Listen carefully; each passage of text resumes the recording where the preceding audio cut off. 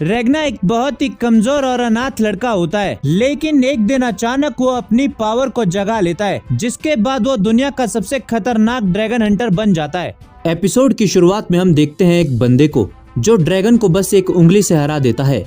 फिर वो बोलता है कि मुझे और ताकतवर बनना होगा, और ताकतवर। तब हम एक दूसरे बंदे को देखते हैं जो ड्रैगन से लड़ रहा होता है, लेकिन ड्रैगन उसे नीचे गिरा देता है। तभी वहाँ पे एक लड़की की एंट्री होती है जो उस ड्रैगन को मार देती है। उस लड़की का नाम होता है लियो और उस बंदे का नाम होता है रेगना। वो दोनों ड्रैगन हंटर होते हैं। फिर हमें बताया जाता है कि इन ड्रैगन को दो तरीकों से मारा जा सकता है, एक सिल्वर वेपन से और दूसरा सनलाइट से। और उस ड्रैगन को मारने के बाद रेगना लियो को बोलती है चलो घर चलते हैं। उसके बाद हम लीस किंगडम को देखते हैं, जहाँ पे वो दोनों अपना क्वेस्ट पूरा करके आ रहे होते हैं और हमें पता चलता है कि लियो सबसे स्ट्रॉन्गेस्ट ड्रैगन हंटर होती है और रेगना सबसे लोअर लेवल का ड्रैगन हंटर होता है। फिर हम गिल्ड हेडक्वार्टर को देखते हैं, जहाँ पे वो ड्रैगन को मारने का प्राइज मनी ले लेते हैं। उसके बाद वो एक रेस्टोरेंट में खाना खा रहे होते हैं, जहाँ पे एक साइक्स नाम का बंदा लियो को चिढ़ाता है क्योंकि उसने अपना पार्टनर सबसे कमजोर ड्रैगन हंटर रेगना चुना होता है। लियो उसे नंबर 2 कह के बुलाती है क्योंकि लियो के बाद वही था जिसने सबसे ज्यादा ड्रैगन्स को मारा था। फिर साइक्स रेगना को भला बुरा कहता है। तभी लियो अपनी तलवार निकालती है और उसे चुप करा देती है, जिसके बाद वो दोनों अपने घर चले जाते हैं और घर जाकर लियो सो जाती है। दूसरी तरफ हम रेगना को ट्रेनिंग करते हुए देखते हैं। उसे लियो के लिए स्ट्रॉन्ग बनना होता है। तभी वहाँ पे एक शैडो अपीयर होती है जो रेगना से कहती है कि तुम्हारी वजह से वो मर जाएगी। तभी रेगना को आग दिखाई देती है और वो लियो को अपने सामने मरते हुए देखता है और तभी उसे होश आ जाता है और वो देखता है कि ये एक सपना है, जिससे वो बहुत डर जाता है। उसके बाद उसे वही सपना रोज आने लगता है और लियो को खोने के डर से वो खुद को और भी ज्यादा ट्रेन करने लगता है ताकि वो उसे वक्त आने पे बचा सके। अगले दिन जब वो नई क्वेस्ट लेने गिल्ड हेडक्वार्टर जाते हैं तो वो देखते हैं कि काफी टाइम से उनकी सिटी के आसपास कोई भी ड्रैगन नहीं दिखाई दिया है, जिसकी वजह से कोई भी नई क्वेस्ट नहीं होती। फिर हम साइक्स को अपने पार्टनर के साथ बात करते हुए देखते हैं कि आजकल ड्रैगन डोना पेरू पे हमला करने लगे हैं, लेकिन आज से पहले ऐसा कभी नहीं हुआ। उस एरिया में ड्रैगन ने आज तक अटैक नहीं किया था। इसके पीछे क्या रीजन होगा? और ये बातें रेगना और लियो भी वहाँ पे सुन लेते हैं। लियो रेगना से कुछ कहती है, लेकिन वो उसी सपने के बारे में सोच रहा। अगले दिन उन्हें पता चलता है कि डोना पेरू को ड्रैगन्स ने खत्म कर दिया है।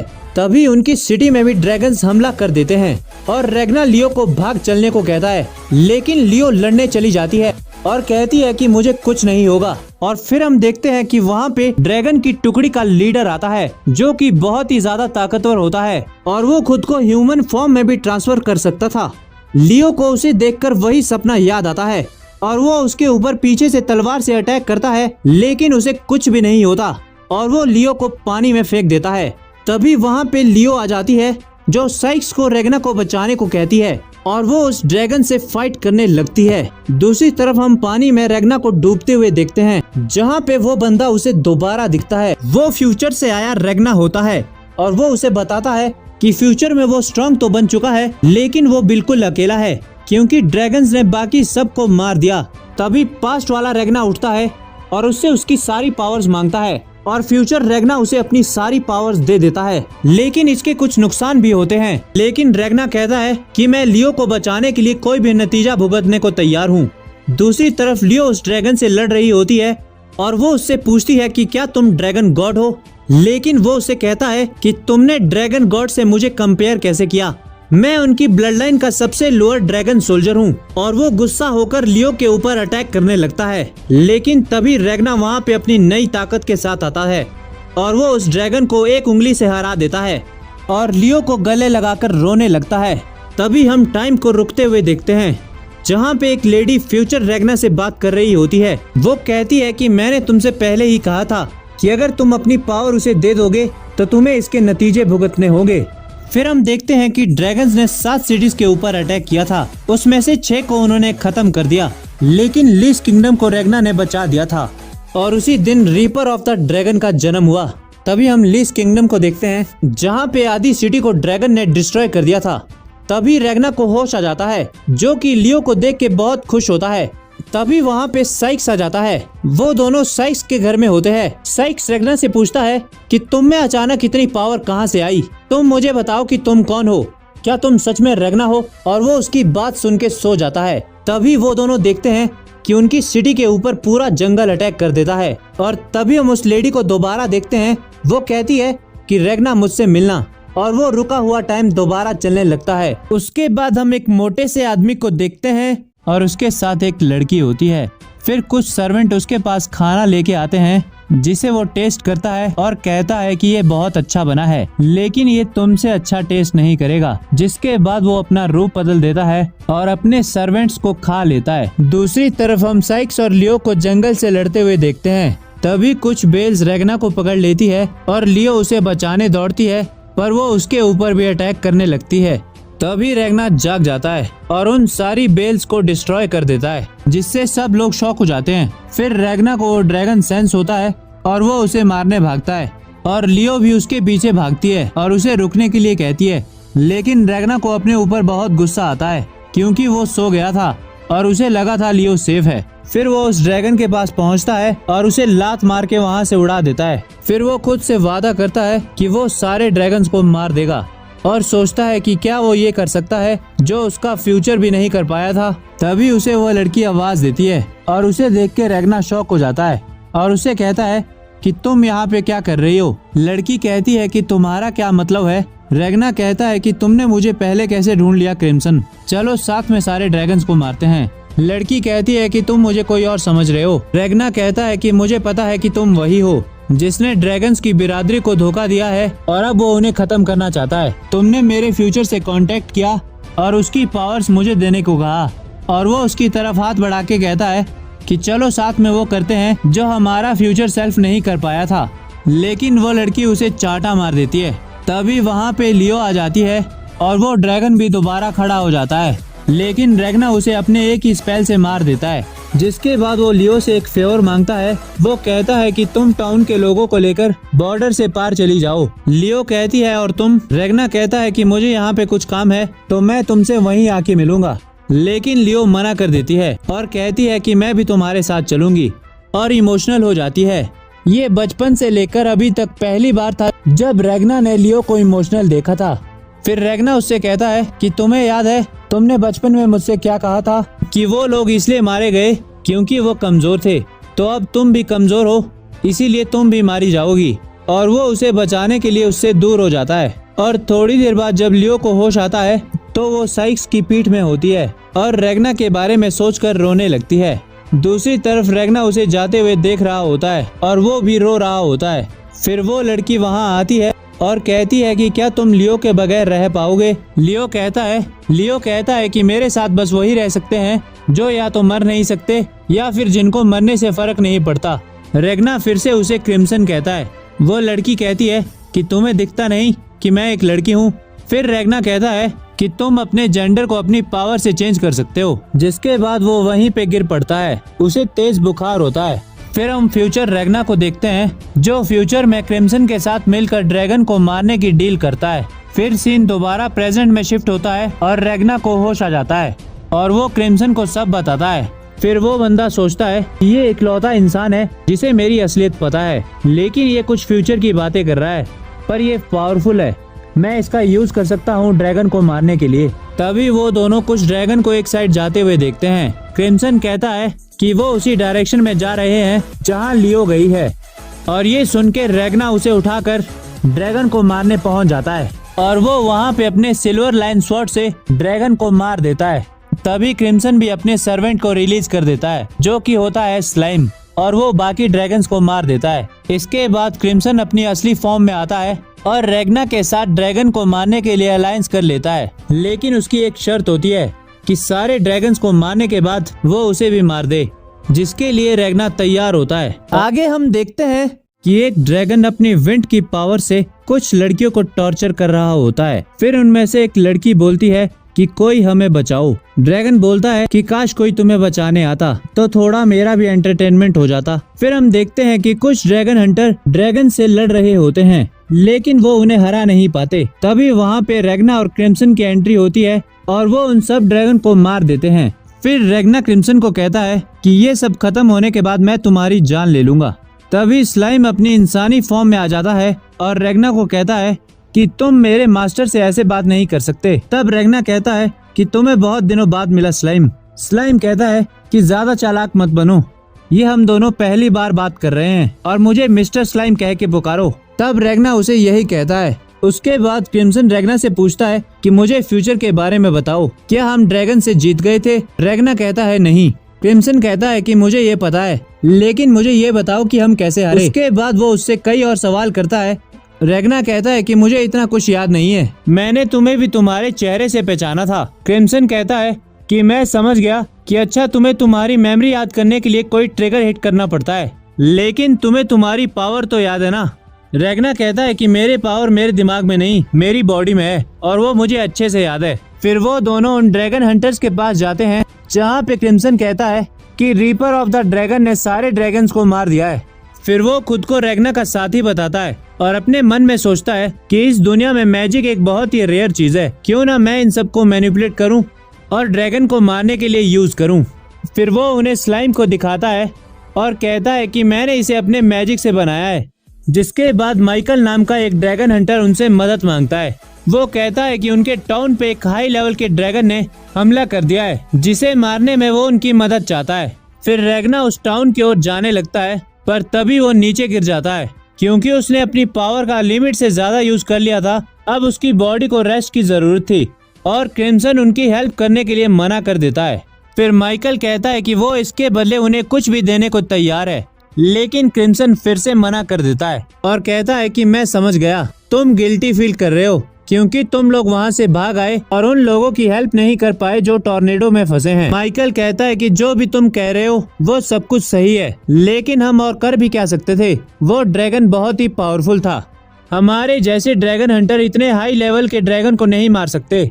फिर क्रिम्सन उन्हें सिल्वर लाइन स्वॉर्ड दिखाता है और कहता है कि इससे तुम किसी भी ड्रैगन को मार सकते हो, तो क्या तुम ये ब्लेड लोगे और ड्रैगन्स को मारने में हमारा साथ दोगे? माइकल वो ब्लेड ले लेता है। फिर क्रिम्सन उन्हें एक खुफिया जगह पे ले जाता है जहाँ पे वो उन्हें कुछ वेपन्स देता है जो कि रेगना की सिल्वर लाइन पावर से बने होते हैं। फिर हम देखते हैं कि रेगना अब भी थका है और वो जमीन पे लेटा है। फिर वो क्रिम्सन से कहता है कि तुम इन लोगों के सामने मुझे रीपर मत बुलाया करो, क्योंकि जब भी तुम मुझे रीपर बुलाती हो तो लोग मेरे आसपास रहने लगते हैं और जो भी मेरे साथ रहता है वो मारा जाता है। इसके जवाब में क्रिम्सन कहता है कि तुमने तो कहा था कि तुम उन्हीं लोगों के साथ रहना चाहते हो जिसकी मौत से तुम्हें कोई फर्क न पड़े, और इसीलिए तुमने उस छोटी बच्ची लियो को अपने से दूर कर दिया।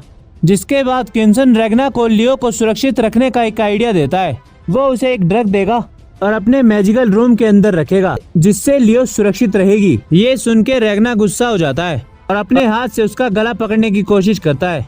उसके बाद वो कहता है तुम खुद को शापित कहते हो ना, मैं तुम्हें असली श्राप दिखाती हूँ। फिर क्रिम्सन अपने मुंह में एक गन लोड करता है और उसे चला देता है, जिससे उसके मुंह के चीथड़े हो जाते हैं। ये देख के रेगना डर जाता है, लेकिन तभी क्रिम्सन कहता है कि शापित चीजें कुछ ऐसे काम करती है तो खुद को शापित कहना बंद कर दो।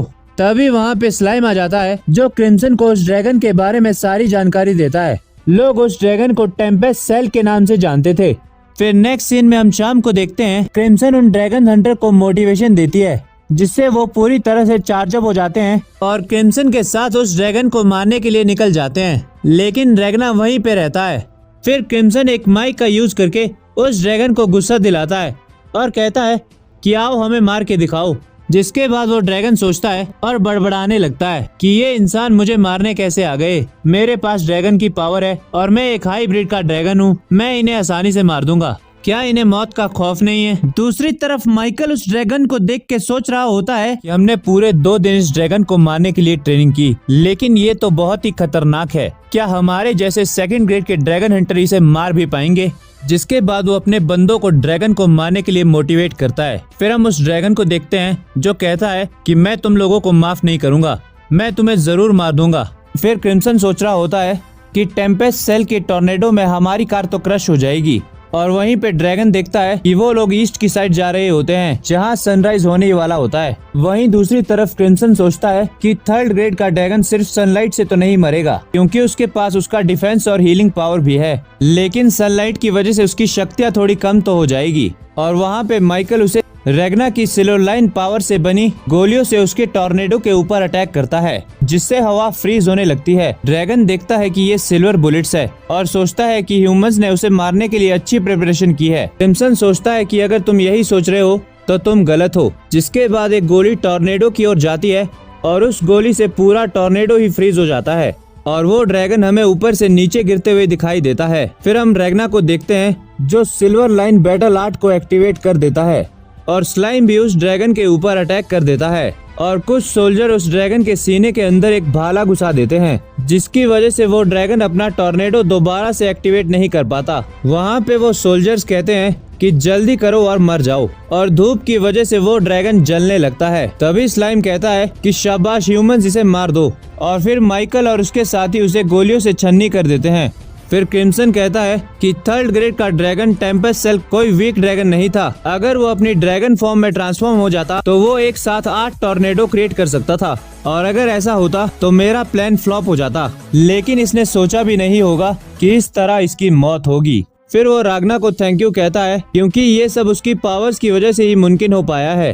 फिर उन ड्रैगन्स को मारने के बाद क्रिम्सन उन ड्रैगन्स हंटर का शुक्रिया अदा करती है और उन सब की याददाश्त मिटा देती है। जिसके बाद क्रिम्सन गायब हो जाता है और फिर वो ड्रैगन्स हंटर रेगना का भी शुक्रिया अदा करते हैं और वहाँ से चले जाते हैं। फिर क्रिम्सन एक रेडियो निकालता है जिसमें किंगडम से रिलेटेड एक अनाउंसमेंट चल रही होती है, जिसमें वो बताते हैं कि बॉर्डर पे बहुत से ड्रैगन अचानक आ गए हैं, सभी लोग रॉयल कैपिटल की तरफ आ जाएं, वो एरिया सुरक्षित है। क्रिम्सन रेगना को कहता है कि तुम क्या सोचते हो। रेगना बोलता है कि ये एक जाल है। क्रिम्सन कहता है कि उन्होंने सारे भागने के रास्ते को बंद कर दिया और सारे लोगों को एक ही जगह पे इकट्ठा होने दे रहे हैं। फिर रेगना कहता है कि चलो क्रिम्सन, रॉयल कैपिटल चलते हैं। फिर हम 5 दिन पहले का सीन देखते हैं जहाँ पे हम लीज किंगडम के राजा को देखते हैं। उसे इन्फॉर्मेशन मिलती है कि डोना पेरू खत्म हो चुका है। राजा पूछता है कि हमारे ऊपर अटैक किसने किया। उसका गार्ड उसे बताता है कि वो ड्रैगन्स थे जिसने डोना पेरू के ऊपर अटैक किया, और वो ये सुन के शॉक हो जाता है। जिसके बाद राजा उसे ड्रैगन हंटर और आर्मी को इकट्ठा करने का ऑर्डर देता है। फिर राजा कहता है कि इस इंसिडेंट से उसे 20 साल पुराना इंसिडेंट याद आ गया जहाँ पे गार्नेस ने डोना पेरू के ऊपर अटैक किया था। वो अचानक से लाइटनिंग के बीच से अपीयर हुआ था। फिर वो सोचता है कि ये सब क्यों हो रहा है और इस बार ड्रैगन क्यों गुस्सा है। लेकिन उनका शहर बैरियर से प्रोटेक्ट होता है जहाँ पे एक सुपीरियर ड्रैगन भी अटैक नहीं कर सकता। लेकिन तभी वहाँ पे एक एंजल विंग ड्रैगन आ जाता है जिसका नाम होता है मोनाक, और वो एक फर्स्ट ग्रेड का ड्रैगन होता है। वो सोचता है कि आज तक की हिस्ट्री में कभी फर्स्ट ग्रेड ड्रैगन मोनाक कभी धरती पे नहीं आया था। फिर मोनाक उसे कहता है कि चिंता मत करो, तुम्हारे साथी इसलिए रुके हुए हैं क्योंकि मैंने अपने जादू से टाइम को रोक दिया है। जिसके बाद वो उससे माफी मांगता है। राजा कहता है कि माफी क्यों। फिर वो उसे एक लाश दिखाती है और कहती है कि मैं डोना पेरू के ऊपर अटैक नहीं करना चाहती थी, और राजा उसके ऐसे बिहेवियर को देख के डर जाता है और सोचता है कि क्या ये सच में एक ड्रैगन है। जिसके बाद वो कहती है कि अब उसे लीज किंगडम के लोगों को भी मारना होगा, लेकिन वो उन्हें बिना दर्द के मारना चाहती है। राजा कहता है कि 1 मिनट रुको, अभी तो तुम कह रही थी कि तुम नहीं चाहती थी कि तुम डोना पेरू के ऊपर अटैक करो। फिर वो कहती है कि हाँ, मैं डोना पेरू के ऊपर अटैक नहीं करना चाहती थी, लेकिन डोना पेरू को खत्म करना होगा क्योंकि ये ड्रैगन गॉड का ऑर्डर है।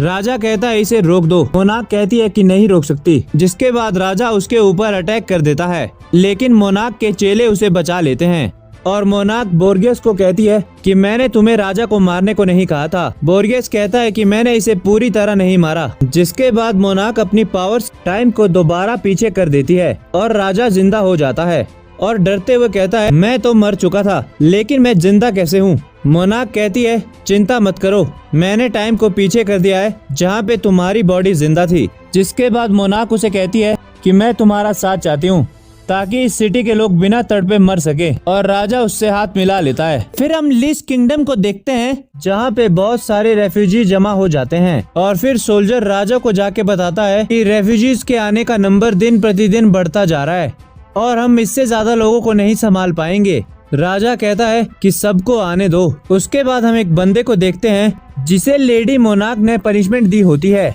जिसके बाद वो उसे बताती है कि प्लान शुरू हो चुका है और हम 10 दिनों के अंदर सभी लोगों को खत्म कर देंगे, लेकिन हमारे कुछ साथियों को किसी ने मार दिया है और वो उसे इसके बारे में पता करने के लिए भेजती है। जिसके बाद वो लेडी मोनार्क से अपना हार्ट मांगता है और अपने असली रूप में ट्रांसफॉर्म हो जाता है। वो second grade lighting cloud dragon वोल्टे कामुई होता है और वो कहता है कि ये काम मुझ पे छोड़ दो, लेकिन क्या काम खत्म होने के बाद मुझे एक किस मिलेगी। और मोनार्क उसे पंच कर देती है और कहती है कि तुम अभी तक नहीं सुधरे। वोल्टे कामुई कहता है कि मुझे तुम्हें परेशान करना अच्छा लगता है और अगर मैं जाने में थोड़ा लेट हो भी गया तो कोई फर्क नहीं पड़ता, तुम जानती हो ना मैं कौन हूँ। उसके बाद वो वहाँ से लाइटनिंग की स्पीड से चला जाता है। फिर हम रैग्ना के फ्यूचर सेल्फ को देखते हैं जिसे लेडी मोनार्क और उसके साथियों ने हरा दिया था और वो वहाँ पे उसे मारने का डिसाइड करते हैं। और रैग्ना भी हार मान चुका था और मरना चाहता था, लेकिन वोल्टे कामुई कहता है कि तुम सब लोग कब से इतने दयालु बन गए, ये मरना चाहता है और तुम इसे मौत दे दोगे, लेकिन मैंने डिसाइड कर लिया है कि मैं तुम्हें नहीं मारूंगा, तुम्हें अपनी इस घटिया जिंदगी को रिग्रेट के साथ जीना होगा। तभी लेडी मोनार्क वोल्टे कामुई की मुंडी उड़ा देती है और कहती है कि मैंने तुम सब लोगों के ओपिनियन सुन लिए हैं, लेकिन अब मेरी इच्छा भी सुन लो। वो रैग्ना को ड्रैगन बनने के लिए ऑफर करती है, जहाँ पे रैग्ना को पता चलता है कि ड्रैगन के ब्लड से भी इंसानों को ड्रैगन में बदला जा सकता है। जिसके बाद मोनार्क अपने जादू से ब्लड स्वॉर्ड क्रिएट करती है और उसे रैग्ना के दिल में घुसा देती है। तभी हम देखते हैं कि रैग्ना जाग जाता है और वो ये सब सपना देख रहा था। क्रिम्सन उससे पूछती है कि तुम्हें कुछ याद आया, लेकिन रैग्ना जवाब नहीं देता और मन में सोच रहा होता है कि क्रिम्सन मोनार्क से तो बेटर है और मैं इस बार मोनार्क को मार के रहूंगा। तभी वो लोग रॉयल कैपिटल पहुंच जाते हैं। तभी हम मोनार्क को देखते हैं जो किसी से बात कर रही होती है और कहती है अगर लीस किंगडम गॉड के माइंड में एग्जिस्ट नहीं करता तो ये मेरा फर्ज बनता है कि मैं उसे खत्म कर दूं। और अपने मरे हुए ड्रैगन्स के बारे में सोचकर रोने लगती है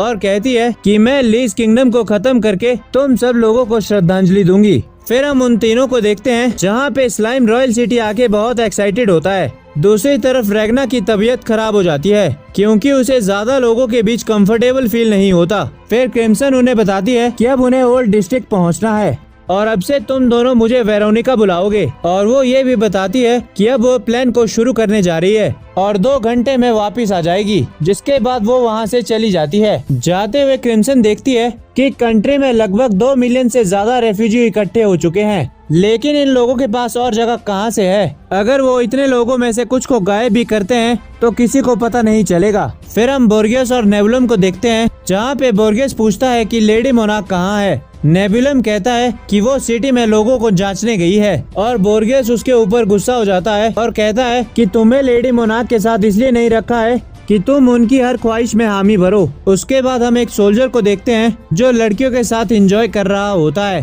तभी क्रिम्सन वहाँ आ जाती है और उसे पीटने लगती है और कहती है कि मैंने तुम्हें यहाँ इसलिए भेजा था कि तुम लड़कियों के साथ एंजॉय करो या फिर मोनार्क की आर्मी के बारे में इंफॉर्मेशन इकट्ठा करने को कहा था। तब वो वहाँ पे कीमिरा को बुलाती है और उसे ऑर्डर देती है कि मोनार्क को रैग्ना से भिड़ाओ। फिर हम सिटी में सोल्जर्स को देखते हैं जो कुछ ड्रैगन्स को जलाकर लोगों को आश्वासन दिलाते हैं कि वो लोग उन सब को ड्रैगन से बचा लेंगे और लोग भी इसे देख के थोड़ा खुश हो जाते हैं। और स्लाइम और रैग्ना भी ये सब देख रहे होते हैं और स्लाइम कहता है कि इन ड्रैगन्स को तो मैं 1 ही मिनट में खा लेता। फिर वो भीड़ से बाहर निकलने लगते हैं।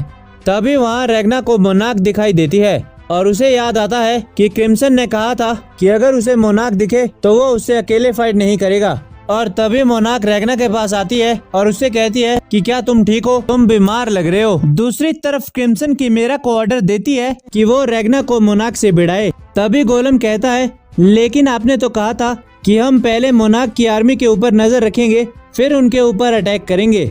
तब वो उसे रैग्ना के बारे में बताती है जिसकी मदद से वो अब मोनार्क के ऊपर अटैक करने को तैयार है। फिर गोलम उसे बताता है कि ये मोनार्क के ऊपर अटैक करने का सही टाइम नहीं है क्योंकि जब वो मोनार्क के ऊपर नजर रख रहा था तो वो उसकी पावर से हैरान रह गया।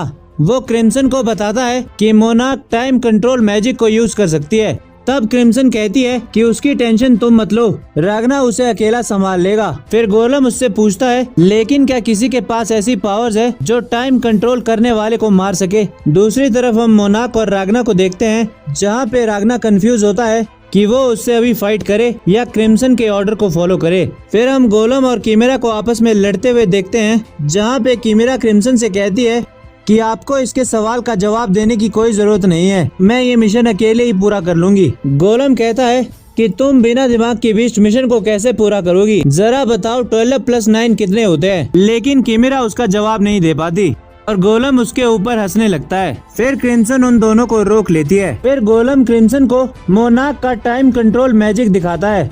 उस वीडियो में क्रिम्सन मोनाक को मारने का तरीका ढूंढ लेती है। दूसरी तरफ हम लाइटिंग ड्रैगन को देखते हैं जो उन ड्रैगन हंटर्स को मारने जाता है जो रैग्ना और क्रिम्सन के साथ टेम्पेस्ट सेल से लड़े थे, और वो उनसे पूछता है कि उन्हें वो सिल्वर लाइन स्वॉर्ड्स कहाँ से मिली। फिर हम रागना, स्लाइम और मोनाक को देखते हैं जहाँ पे रागना डिसाइड करता है कि वो उससे अभी नहीं लड़ेगा। फिर स्लाइम मोनाक से कहता है कि तुमसे बहुत अच्छी स्मेल आ रही है, क्या मैं तुम्हें चाट कर उसे टेस्ट कर सकता हूँ। लेकिन एक छोटा बच्चा उसे टोकता है और कहता है कि चलो मिस, मेरी माँ को ढूंढते हैं। स्लाइम मोनाक से कहता है कि क्या ये खो गया है। मोनाक कहता है कि हाँ, हम दोनों मिलके इसके पेरेंट्स को ढूंढ रहे हैं। तब रैग्ना स्लाइम को लेके वहाँ से जाने लगता है और पीछे से मोनाक पूछता है क्या हम लोग पहले कभी मिले हैं। रागना मना करता है। तभी नेबुलम मोनाक को ढूंढते हुए वहाँ पहुँच जाता है और उसे भी रागना की तरह उल्टियाँ आने लगती है क्योंकि वो भी ज्यादा लोगों के बीच कंफर्टेबल फील नहीं करता। फिर हम देखते हैं कि किमिरा और गोलम मोनाक की और टाइम कंट्रोल वाली वीडियो देख रहे होते हैं जहां क्रिम्सन उन्हें मोनाक की वीकनेस के बारे में बताती है कि वो एक ही टाइम पे टाइम को स्टॉप और रिवर्स नहीं कर सकती और उसे मारने के लिए हमें उसे बार बार मारना होगा और वो बार बार टाइम को रिवर्स करके खुद को दोबारा जिंदा करेगी और एक टाइम ऐसा आएगा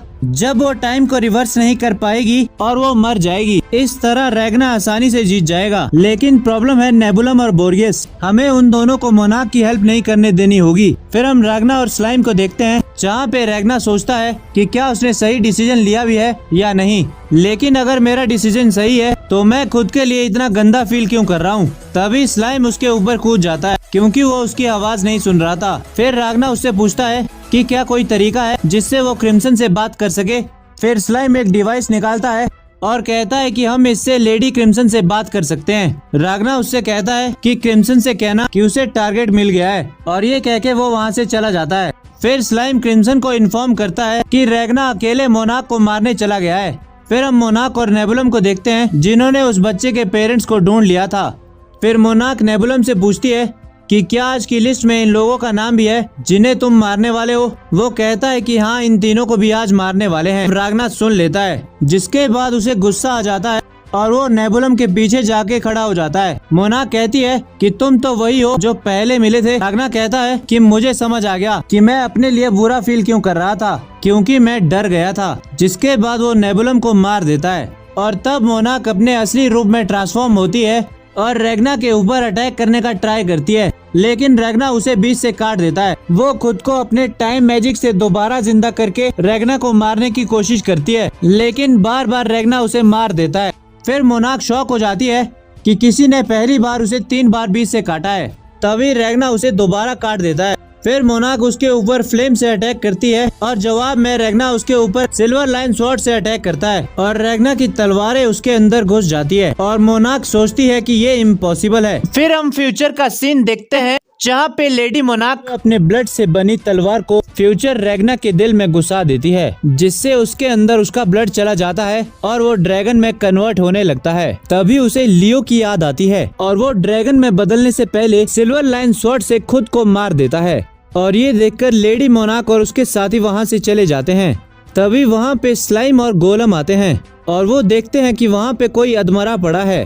फिर वहाँ एंट्री होती है क्रिम्सन की, जो देखती है कि रैग्ना ने अपने आप को ड्रैगन में बदलने से पहले ही खुद को मार दिया। फिर वो गोलम को कहती है कि इसे उठाओ और अपने ठिकाने पे ले चलो। गोलम कहता है कि आप इसका क्या करोगे। क्रिम्सन कहती है कि मैं इसे ठीक करूंगी। फिर देखते हैं कि क्या पता ये हमारे कुछ काम आ जाए। फिर हम प्रेजेंट का सीन देखते हैं जहाँ पे क्रिम्सन और गोलम लेडी मोनाक और रैग्ना की फाइट को देख रहे होते हैं और क्रिम्सन को रैग्ना के ऊपर बहुत गुस्सा आता है क्योंकि उसने उसका ऑर्डर नहीं माना।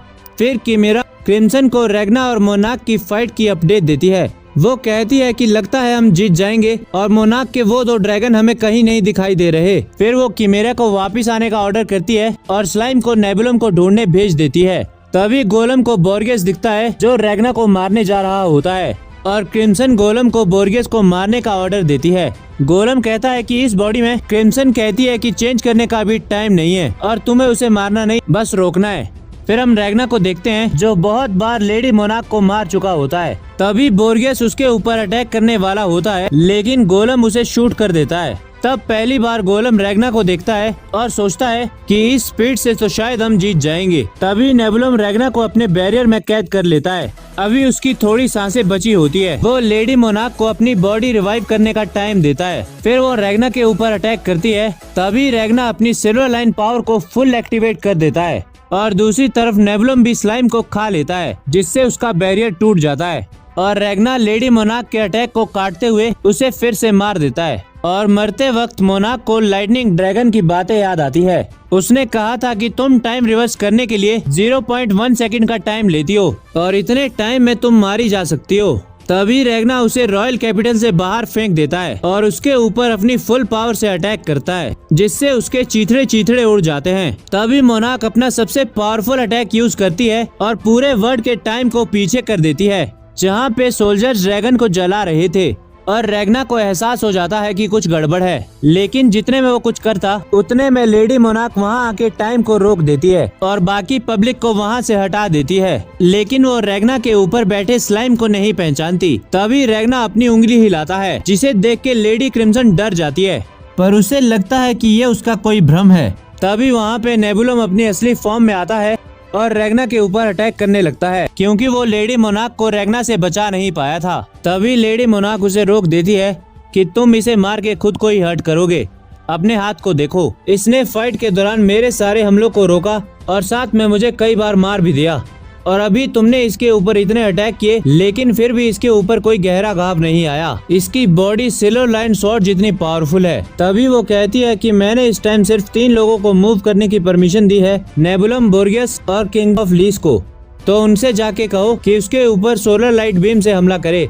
तभी बोर्गियस लेडी मोनाक को बताता है कि इसके साथ इसके कुछ और साथी भी है। लेडी मोनाक कहती है कि इसे मारने के बाद हम उन्हें ढूंढ लेंगे, और तब वो लोग वहाँ से जाने लगते हैं। लेकिन तभी रैग्ना उठता है और कहता है कि मैं तुम्हें यहाँ से जिंदा जाने नहीं दूंगा। दरअसल लेडी मोनाक ने जब फ्यूचर रैग्ना के अंदर अपने ब्लड से बनी तलवार डाली थी, तो उसके अंदर उसका कुछ ब्लड चला गया था और अब उसके पास ये पावर थी जिससे वो उसकी टाइम टेक्निक के अंदर भी मूव कर सकता था। और ये देख के लेडी मोनाक की फट जाती है। तभी रैग्ना उसके ऊपर हमला करने के लिए उसकी तरफ दौड़ता है और नेबुलम अपनी पावर से मोनाक के आसपास एक बैरियर खड़ा कर देता है, लेकिन रैग्ना उसे आसानी से तोड़ देता है और मोनाक से कहता है कि इतने लोगों को मारने के बाद अब तुम्हें अपनी मौत से डर लग रहा है, और ये कह के वो उसे काट देता है, जिससे उसका टाइम मैजिक बंद हो जाता है। और फिर रैग्ना दोबारा उसके ऊपर अटैक करने जा रहा होता है, लेकिन अपने फ्यूचर सेल्फ की इतनी पावर यूज करने के बाद उसकी बॉडी ने जवाब दे दिया था और उसकी आंखों से खून आने लगता है और वो वहीं पे गिर जाता है। तभी राजा सोलर लाइट बीम से रैग्ना के ऊपर हमला करता है और बोर्गियस नेबुलम से पूछता है कि क्या हमने उसे मार दिया, लेकिन नेबुलम को एक बड़ी सी बिल्ली और एक औरत दिखाई देती है और उन्हें देख के नेबुलम और बोर्गियस लेडी मोनाक को टाइम रिवर्स करने को कहते हैं, लेकिन वो डर के मारे कांप रही होती है। और फिर हम उस लेडी को देखते हैं जो क्रिम्सन होती है। वो रैग्ना को कहती है कि तुमने मेरा ऑर्डर नहीं माना और तुम हार गए, अब मैं तुम्हारे साथ क्या करूं? लेकिन क्रिम्सन रैग्ना से काफी इम्प्रेस होती है, क्योंकि उसने लेडी मोनाक को अपनी पावर से डरा दिया था। उसे लगता था कि उसके टाइम कंट्रोल मैजिक को कोई नहीं हरा सकता, लेकिन रैग्ना ने उसे बुरी तरह हरा दिया था और अब वो लड़ने की हालत में बिल्कुल भी नहीं थी। मोनाक कभी भी यही सोच रही थी कि उसके टाइम स्टॉप करने के बाद भी रैग्ना कैसे हिल पा रहा था। उसे लगा कि उसके टाइम कंट्रोल मैजिक में कुछ गड़बड़ हुई, तो वो उसे चेक करने के लिए टाइम कंट्रोल को दोबारा यूज करने वाली होती है। तभी क्रिम्सन पूरी सिटी में ब्लास्ट कर देती है, जिससे काफी लोगों की मौत होती है और मोनाक को लोगों को तड़पते हुए देखकर रोना आ जाता है और बस वो अपनी टाइम रिवर्स टेक्निक को यूज करने ही वाली होती है। तभी नेबुलम उसे रोक देता है और कहता है कि अगर आप टाइम को रिवर्स करोगी तो आप कुछ टाइम तक मैजिक यूज नहीं कर पाओगी और हमारा दुश्मन यही चाहता है। और नेबुलम उसे टाइम रिवर्स करने से रोक लेता है, जिससे क्रिम्सन निराश हो जाती है और किमेरा से कहती है कि रैग्ना को लेकर यहाँ से चलो। दूसरी तरफ मोनाक रोते हुए नेबुलम से कहती है कि तब मैं क्या करूँ, मैं लोगों को ऐसे तड़पते हुए नहीं देख सकती। मुझे पता है कि इन्हें एक न एक दिन मरना ही होगा, क्योंकि ये गॉड की इच्छा है लेकिन मैं इनके लिए इतना तो कर ही सकती हूँ कि ये बिना दर्द के मरे। दूसरी तरफ क्रिम्सन एक गली में पहुँचती है जहाँ पे गोलम उसका वेट कर रहा होता है और कहता है कि मैंने आपके लिए दरवाजा बना दिया है। लेकिन क्रिम्सन वहाँ पे पड़ी एक बोतल उसकी आंख में घुसा देती है और गुस्से में कहती है कि मैंने तुमसे कहा था कि सिटी में और बॉम्ब्स लगाओ, लेकिन तुमने मेरा ये प्लान खराब कर दिया।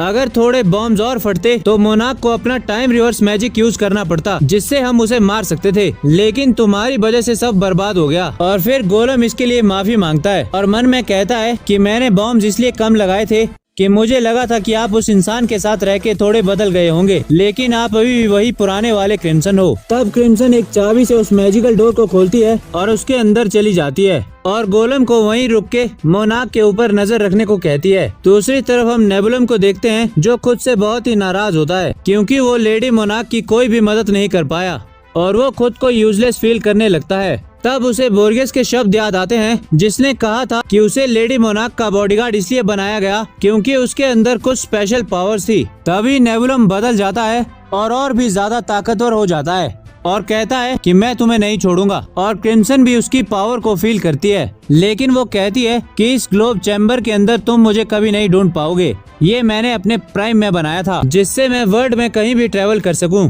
और तुम्हें लगता है कि तुम अगर अपनी थोड़ी पावर बढ़ाओगे और इस जगह को ढूंढ पाओगे, तो ऐसा नहीं है बच्चे। तभी रैग्ना को लियो के साथ बिताए दिन याद आने लगते हैं, जिसके बाद वो उठता है और कहता है कि मैं मोनाक को बिना मारे यहाँ से नहीं जाऊंगा। और वो अपने सिल्वर लाइन आर्ट को एक्टिवेट करता है, लेकिन तभी क्रिम्सन किमेरा को उसे रोकने को कहती है और उसके ऊपर गुस्सा करने लगती है, पर उसकी पावर से उसके ग्लोब चैम्बर में दरार आ चुकी थी जिसकी वजह से नेबुलम उनका पता लगा लेता है। और तब क्रिम्सन वहाँ से जाने की ट्राई करती है, लेकिन दरवाजा नहीं खुलता और फिर वो गोलम को ऑर्डर करती है कि वो नेबुलम को शूट करे। फिर गोलम नेबुलम को शूट करता है, पर वो बोर्गेस को पुकारता है जो गोलम के ऊपर आग से अटैक करता है। दूसरी तरफ किमेरा से रैग्ना की पावर कंट्रोल नहीं होती। तभी सीन शिफ्ट होता है और हम क्रिम्सन को किसी लड़की से बात करते हुए देखते हैं जो उससे कहती है कि वॉर के बाद भी शांति नहीं आएगी। जिसके बाद हम लीस किंगडम के मिलिट्री ट्रेनिंग ग्राउंड को देखते हैं जहाँ पे एक लेडी सिल्वर लाइन स्वॉर्ड के ऊपर ड्रैगन्स के आने का इंतजार कर रही होती है। तभी एक बंदा उसे नीचे बुलाता है और कहता है कि अंदर चलो, कुछ जरूरी काम है। फिर हम क्रिम्सन को देखते हैं जिसे कुछ गार्ड्स उस लेडी के पास ला रहे होते हैं और क्रिम्सन सोच रही होती है कि रैग्ना की वजह से मैं इस कंट्री से ज्यादा दूर टेलीपोर्ट नहीं हो पाई। वो लोग क्रिम्सन को उस लेडी के सामने पेश करते हैं। वो लड़की और कोई नहीं, लीस किंगडम की सेकंड प्रिंसेस होती है। तभी वो चश्मिश बंदा प्रिंसेस को बताता है कि इसके साथ यहाँ पे एक और लड़का भी है, लेकिन वो घायल है और हमने उसका ब्लड टेस्ट किया जिससे हमें पता चला कि वो ड्रैगन नहीं है। और ये लड़की उसकी जान बचाने के बदले हमारे सारे सवालों का जवाब देने के लिए मान गई। जिसके बाद प्रिंसेस उसे ड्रैगन के मीट का पीस देती है और उसे खाने को कहती है और क्रिम्सन उसे खा लेती है। तब वो उसे बताती है कि ये ड्रैगन का मीट है। जिसके बाद क्रिम्सन को उल्टी आने लगती है और प्रिंसेस ये देख के हंसने लगती है और कहती है कि चिंता मत करो, हमने ड्रैगन के मीट को अच्छी तरह सनलाइट में पकाया है। फिर हमें पता चलता है कि प्रिंसेस का नाम स्टारिया लीस है जो कि बिना हाथों के पैदा हुई थी, लेकिन बचपन में ही उसने अपने सिल्वर लाइन आर्ट को एक्टिवेट कर लिया था। और जब वो 6 साल की थी तब उसने अकेले 3 लोअर ड्रैगन को मार दिया था। और जैसे जैसे वो बड़ी होती गई उसकी पावर बढ़ती गई और अब वो 16 साल की है और अपनी एक सिल्वर लाइन से भरी आर्मी को कमांड करती है। और उसके पास एक और पावर भी है जिसकी वजह से उससे कोई भी झूठ नहीं बोल सकता। वो लोगों की बातों के अकॉर्डिंग उसके ऑरा को सेंस कर सकती है, जिससे उसे सच झूठ का पता चल जाता है। फिर प्रिंसेस क्रिम्सन से पूछती है कि तुम कौन हो और यहाँ कैसे आई। और क्रिम्सन सोचती है कि अब मैं क्या करूँ, मैं इससे झूठ तो कह नहीं सकती। इन लोगों ने टेलीपोर्टेशन सर्कल तो बनाया है जिसका मतलब है ये यहाँ से भागने का प्लान कर रहे हैं। अगर मैं इनसे हाथ मिला लूँ तो मैं इस सिटी से भाग सकती हूँ। उस बेवकूफ रैग्ना की वजह से मैं इस सिचुएशन में फंसी हूँ। तभी प्रिंसेस उससे दोबारा पूछती है कि मैंने तुमसे एक सवाल किया है, तुम जवाब क्यों नहीं देती। जिसके बाद क्रिम्सन उन्हें अपनी आंख दिखाती है जिससे वो लोग शॉक हो जाते हैं। और क्रिम्सन कहती है मैं हूँ क्रिश फेस, मैं एक जादूगर हूँ। फिर हम प्रिंसेस स्टारिया लीस के बचपन को देखते हैं जहाँ पे वो एक अपने किंगडम के सोल्जर को मार देती है क्योंकि वो एक स्पाई होता है। और जब प्रिंसेस से ये सवाल होता है कि उसने कैसे पहचाना कि वो एक स्पाई है, तो उसने जवाब दिया था कि उसे किसी को भी पहली बार देखकर पता चल जाता है कि उसे मारना है या नहीं। फिर हम प्रेजेंट का सीन देखते हैं जहाँ पे वो सब लोग क्रिम्सन की ड्रैगन आई को देख के हैरान थे। फिर क्रिम्सन मन में सोचती है कि इन सब लोगों को ये आंख दिखाना सही रहेगा क्योंकि ये लोग इस मैजिक को जानते हैं और इनके बीच एक ऐसा भी है जो इस मैजिक को यूज कर सकता है। लेकिन अगर प्रिंसेस को गलती से भी पता चला कि मैं झूठ बोल रही हूँ तो वो बिना किसी हिचकिचाहट के मुझे मार देगी, इसीलिए आंख को दिखाना सही रहेगा। तब क्रिम्सन प्रिंसेस को बताती है कि उसका नाम क्रिश वाइस है और वो एक मैजिशियन है और मैं रॉयल कैपिटल में फार्मासिस्ट का काम करती थी, लेकिन वहाँ पे ड्रैगन्स ने हमला कर दिया और आज वहाँ पे ब्लास्ट भी हुए, इसीलिए मैं अपने साथी को लेके वहाँ से भाग आई और ये सारा झूठ बोलते हुए वो अपने ऑरा को कंट्रोल करती है। तभी सोल्जर्स में से एक बंदा पूछता है कि तुमने टेलीपोर्टेशन मैजिक कहाँ से सीखा, क्योंकि ये मैजिक इतना मुश्किल है जो तुम खुद से तो नहीं सीख सकती, कहीं तुम सोलेरियन चर्च से भागी हुई तो नहीं हो। क्रिम्सन कहती है कि मैं वो नहीं हूँ और वो थोड़ा रिलीफ फील करती है क्योंकि उसे लगता है कि वो उसके झूठ को सच मान रहे हैं। सोलेरियन चर्च के लोग बहुत ही ताकतवर होते हैं, वो लोग ऐसे मैजिक को यूज कर सकते हैं जिससे वो लेवल 1 के ड्रैगन तक को मार सकते हैं। फिर क्रिम्सन सोचती है कि वो प्रिंसेस और उसके लोगों का ड्रैगन को मारने के लिए यूज करेगी।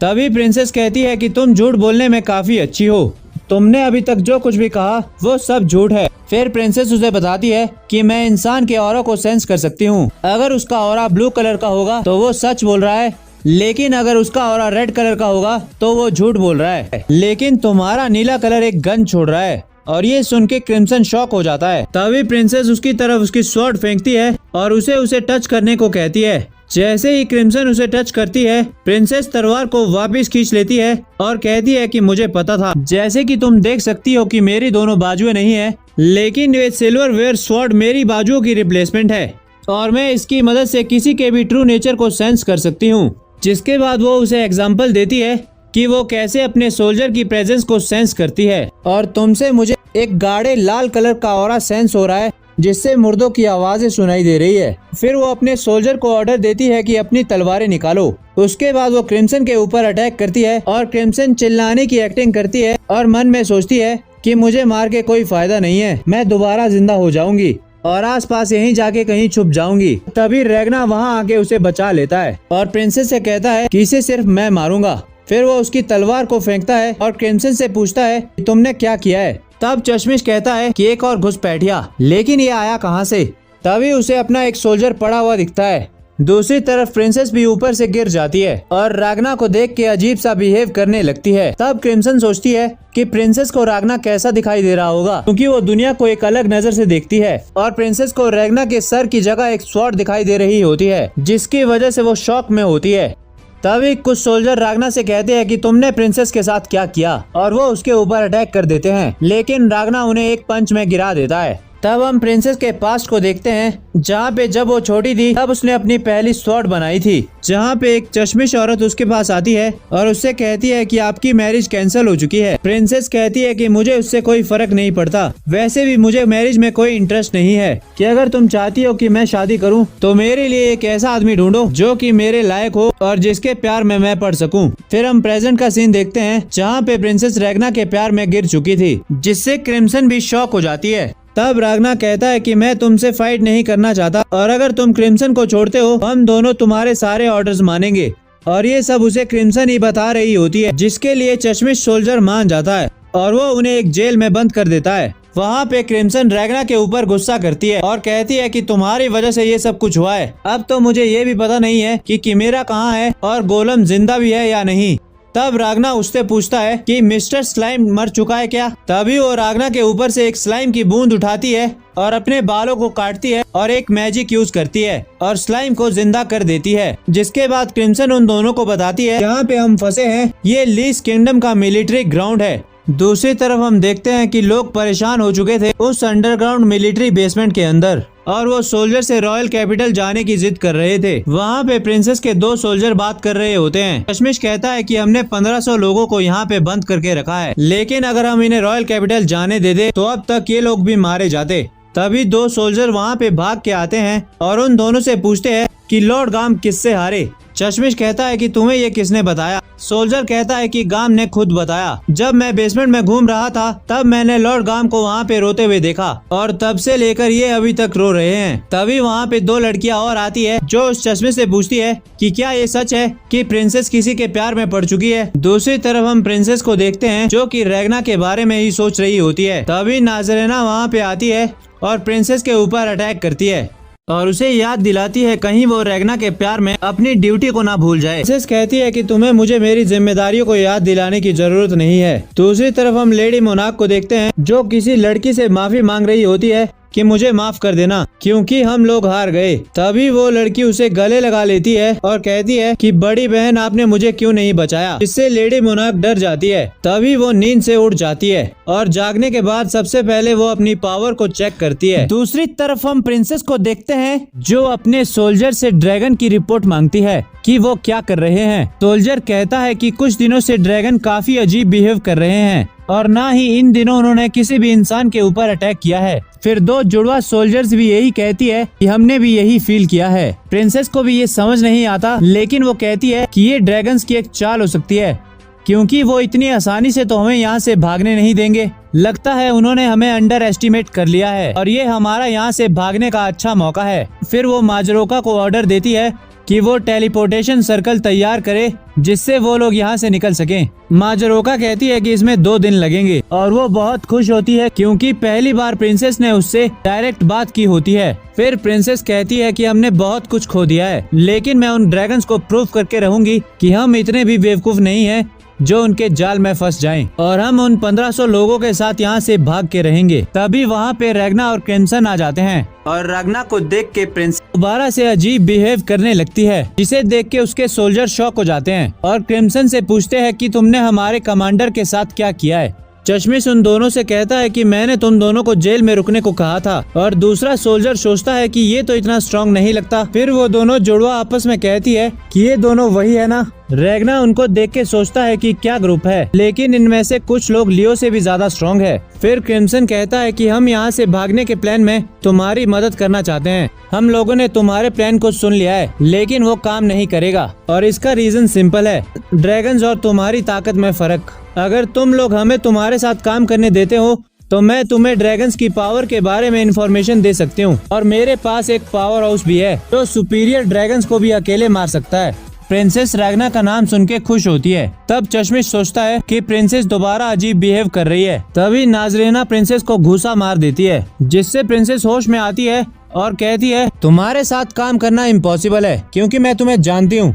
तुम इंसानों के साथ काम नहीं करती, तुम बस उन्हें यूज करती हो और उन्हें मार देती हो। तब छोटा सोल्जर कहता है क्या हम इन दोनों को मार दें। तभी रेगना कहता है कि इसे मारना मेरा काम है और प्रिंसेस शर्मा के बोलती है कि मैं तुम्हारे साथ काम नहीं कर सकती। तब क्रिम्सन बोलता है ओल्तो जोरा 6th रैंक का ड्रैगन जो ड्रैगन की आर्मी को कमांड और मैनेज करता है, वो किसी भी तरह का ड्रग बना सकता है जिससे कि आपकी एकदम मौत हो जाती है और साथ ही वो अपने ड्रग से ड्रैगन की ताकत को दोगुना कर सकता है और हिप्नोसिस से वो उन्हें कंट्रोल करता है। चश्मिश कहता है तुम्हारे पास ये इन्फॉर्मेशन कैसे आई, तुम सुपीरियर ड्रैगन के बारे में इतना सब कुछ कैसे जानती हो। प्रिंसेस कहती है कि क्या सबूत है तुम्हारी इन्फॉर्मेशन सही है। क्रिम्सन कहती है तुम तो झूठ को पहचान लेती हो। प्रिंसेस कहती है तुम्हारे ऑरा से बदबू आती है जिससे सच और झूठ का पता लगाना मुश्किल है। तभी वो रेगना को सामने कर देती है और प्रिंसेस दोबारा शर्माने लगती है। क्रिम्सन रेगना को कहती है कि प्रिंसेस को मनाओ। रेगना कहता है कि मैं कैसे। क्रिम्सन कहती है कि तुम कुछ भी कहोगे तो ये मान लेगी। फिर हम जेल का सीन देखते हैं जहाँ पे क्रिम्सन रेगना को बताती है कि इस एरिया के आसपास लगभग 10,000 ड्रैगन्स है। तो अगर तुम चाहते हो कि मैं प्रिंसेस और उसके लोगों के साथ साथ यहाँ पे फंसे 1500 लोगों की मदद करूं, तो तुम्हें कुछ टाइम के लिए लेडी मोनाक को भूलना होगा। तो तुम क्या चुनते हो। फिर रेगना प्रिंसेस के सामने क्रिम्सन की बेइज्जती करता है और कहता है कि ये जितनी मर्जी घटिया हो, मैंने इसके साथ टीम अप इसलिए किया है क्योंकि ये भी मेरी तरह ड्रैगन्स को मारना चाहती है। और रेगना के कहने पे प्रिंसेस उन दोनों के साथ काम करने के लिए मान जाती है जिसे देख के क्रिम्सन हंसने लगती है। फिर क्रिम्सन रेगना को कहती है कि तुमने अच्छा काम किया। फिर क्रिम्सन प्रिंसेस को कहती है कि मेरी इन्फॉर्मेशन की मदद से प्लान को चेंज करते हैं। प्रिंसेस कहती है कि प्लान बनाना मेरा काम है, तुम बस इन्फॉर्मेशन दो और मुझे बताओ कि कुछ टाइम पहले से ड्रैगन अजीब बिहेव क्यों कर रहे हैं। तब क्रिम्सन बताती है ऐसा इसलिए क्योंकि कुछ टाइम पहले हम दोनों लेडी मोनाक से लड़े थे, शायद इसीलिए वो पैनिक होके रॉयल कैपिटल में इकट्ठा हुए होंगे। फिर हम ओल्तो जोरो को देखते हैं जो बोरियोस को पीट रहा होता है क्योंकि वो लेडी मोनाक की मदद नहीं कर पाए। उसके बाद हम लेडी मोनाक को रोते हुए देखते हैं क्योंकि वो अपने टाइम कंट्रोल मैजिक को कंट्रोल नहीं कर पा रही थी। तब वोल्टे कामुई वहाँ आता है और उसे ड्रैगन हंटर का सर देता है जिसने विंड ड्रैगन को मारने में रेगना और क्रिम्सन का साथ दिया था। फिर वो उसे तलवार दिखाता है जो वो ड्रैगन हंटर यूज कर रहा था जिसे देख के लेडी मोनाक डर जाती है और वो उसे और डराने लगता है, जिसके बाद लेडी मोनार्क तलवार छीन के उसे बीच से काट देती है। फिर वोल्टे काम्यू उसे कहता है कि तुम टाइम कंट्रोल मैजिक को इसलिए यूज नहीं कर पा रही हो क्योंकि तुम्हारे अंदर उसका डर बैठ गया है, लेकिन मैजिक का यूज करते हुए अगर तुम अपने अंदर से डर निकाल दोगी तो तुम दोबारा टाइम को कंट्रोल कर पाओगी। तुम बोलो, तुम मुझसे क्या करवाना चाहती हो? लेडी मोनार्क कहती है कि मैं तुम्हें ऑर्डर नहीं दे सकती क्योंकि मैं अभी अपने मैजिक को कंट्रोल नहीं कर पा रही हूँ और अभी तुम मुझसे ज्यादा ताकतवर हो, इसीलिए मुझे तुम्हें यूज नहीं करना चाहिए जिसके पास अभी मुझसे ज्यादा पावर है। वोल्टे काम्यू कहता है मुझे ये जवाब नहीं सुनना था, सच सच बताओ कि तुम मुझसे क्या करवाना चाहती हो, और वो उसे फोर्स करने लगता है। जिसके बाद लेडी मोनार्क रोते हुए उसे ऑर्डर देती है कि उसे रागना और क्रिम्सन का सर चाहिए। वोल्टे काम्यू उसे गले लगा के कहता है कि तुमने अच्छा काम किया, बाकी सब मुझ पे छोड़ दो। उसके बाद वो वोल्टे काम्यू के साथ अपने कमरे से बाहर आती है और सबको कहती है कि वो ठीक है। फिर हम वो सीन देखते हैं जब वोल्टे काम्यू ड्रैगन हंटर को मार रहा था तो उसने मरते वक्त कहा था कि तुम्हें रीपर ऑफ द ड्रैगन नहीं छोड़ेगा। फिर वोल्टे काम्यू सोचता है कि इतने टाइम बाद मैं इतना एक्साइटेड हुआ हूँ। दूसरी तरफ रेगना अपने सिल्वर लाइन पावर को प्रिंसेस के वेपन्स में डाल रहा था। उसके बाद प्रिंसेस उस वेपन को अपनी तलवार में टेस्ट करने को कहती है, जहाँ पे रेगना की पावर से उसकी तलवार आधी कट जाती है, जिससे सब लोग थोड़े शॉक हो जाते हैं। प्रिंसेस रेगना से पूछती है कि तुम्हारी पावर का असर हथियारों पर कब तक रहता है? रेगना कहता है जितना हथियार ज्यादा यूज होगा उसका असर उतना कम हो जाएगा। फिर रेगना प्रिंसेस की बनाई स्वॉर्ड्स की तारीफ करता है और प्रिंसेस उसकी पावर को अपने हथियारों में डालने के लिए मान जाती है। तब चश्मिश नाजरीना को कहता है कि कम से कम अब कमांडर रेगना से बात तो कर पा रही है। फिर प्रिंसेस अपने सोल्जर को ऑर्डर देती है कि सारे वेपन्स को रेगना के पास लाएं। उसके बाद हम देखते हैं कि सारे सोल्जर एक एक करके रेगना से लड़ते हैं और रेगना उन्हें हरा कर अपनी सिल्वर लाइन पावर को उनके हथियारों में डालता है। और रेगना को याद आता है कि क्रिम्सन ने उसे मना किया है कि वो अपनी अगली फाइट में सिल्वर लाइन बैटल आर्ट का यूज ना करें। फिर उससे लड़ने बिग बॉस शिन आता है जो उनका चीफ स्वॉर्ड्समैन होता है, लेकिन रेगना उसे भी हरा देता है और रेगना सोचता है कि ये लियो के लेवल का फाइटर है और शिन वहाँ से रोते रोते भाग जाता है। फिर वो बूढ़ा सोल्जर उसके पास जाता है और उसे कहता है कि चीफ स्वॉर्ड्समैन ऐसे रोते हुए अच्छा नहीं लगता। वो कहता है मैं रो नहीं रहा। फिर क्रिस उसे कहता है तुम रो ही रहे हो। शिन कहता है जाओ यहाँ से और रेगना से लड़के हार के आओ। क्रिस कहता है मैं तो पहले ही हार चुका हूँ और मैंने अपने वेपन में सिल्वर लाइन पावर को डलवा लिया है और अब इस ताकत से हम सुपीरियर ड्रैगन तक को मार सकते हैं। शिन कहता है कि वेपन को ताकतवर बनाने में और खुद को ताकतवर बनाने में फर्क होता है। फिर बूढ़ा सोल्जर उन्हें कहता है कि वो कोई आम लड़का नहीं है। जब मैं उससे थोड़ी देर के लिए लड़ा था तो मुझे लगा कि वो अपनी एज से बहुत बड़ा है। क्रिस कहता है कि तुम्हारा मतलब क्या है कि वो जितना दिखता है उससे बड़ा है? बूढ़ा सोल्जर कहता है मुझे नहीं पता, लेकिन मैंने जो फील किया वो रियल था। तब शिन उठता है और क्रिस उससे पूछता है कि अब तुम कहाँ चले? शिन कहता है कि मैं इस बूढ़े की बकवास सुन के पक गया हूँ और मैं रेगना से दोबारा लड़ने जा रहा हूँ। फिर हम देखते हैं कि वो दोनों जुड़वा सोल्जर रेगना से पूछती है कि उसे प्रिंसेस कैसी लगती है, क्या वो उसे पसंद करता है। वहीं पीछे हम शिन को देखते हैं जिसे रेगना ने 7 बार हरा दिया था।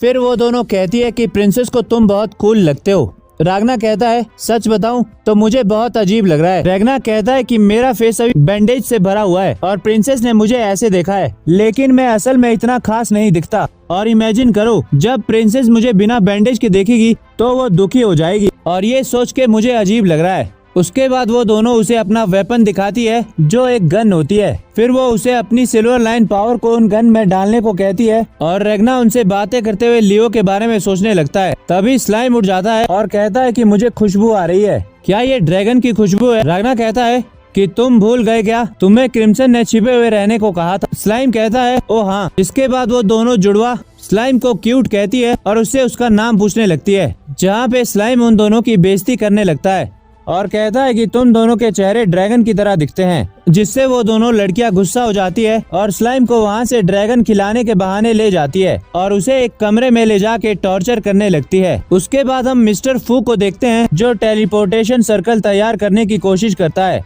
लेकिन उसमें फेल हो जाता है और उसकी टीम भी इससे परेशान हो जाती है क्योंकि वो उनसे बन ही नहीं रहा था। फिर मिस्टर फू कहता है कि अगर मुझसे टेलीपोर्टेशन सर्कल नहीं बना तो प्रिंसेस सबसे पहले मेरा सिर उड़ाएगी, क्या आज रात मुझे यहाँ से भाग जाना चाहिए? तभी वहाँ पे क्रिम्सन आ जाता है और हंसने लगता है और कहता है कि तुम यहाँ से भागने की प्लानिंग कर रहे हो। मिस्टर फू कहता है कि तुम यहाँ क्यों आए? क्रिम्सन कहता है कि मैं यहाँ तुम्हारी टेलीपोर्टेशन सर्कल बनाने में मदद करने आया हूँ। फिर हम लेडी मोनार्क और ड्रैगन्स को देखते हैं, जहाँ पे अल्टोज़ोरा कहता है कि अब हमें क्या करना चाहिए, इस कंट्री को खत्म या फिर उसे ढूंढना चाहिए जिसने लेडी मोनार्क के ऊपर हमला किया था। वोल्टे कामुई कहता है कि तुम उनकी टेंशन मत लो। अल्टोज़ोरा कहता है तुम उन्हें ढूंढने जाओगे, क्या तुम पागल हो? पिछली बार भी जब तुम यहाँ नहीं थे, उन्होंने लेडी मोनार्क के ऊपर हमला किया था, क्या तुम ये दोबारा होने देना चाहते हो? वोल्टे कामुई कहता है कि मैं तुमसे ऑर्डर नहीं लेता, और वैसे भी यह ऑर्डर मुझे खुद लेडी मोनार्क ने दिया है। अल्टोज़ोरा लेडी मोनार्क से पूछता है कि क्या ये सच है? लेडी मोनार्क कहती है कि हाँ, मैंने ऐसा कहा था,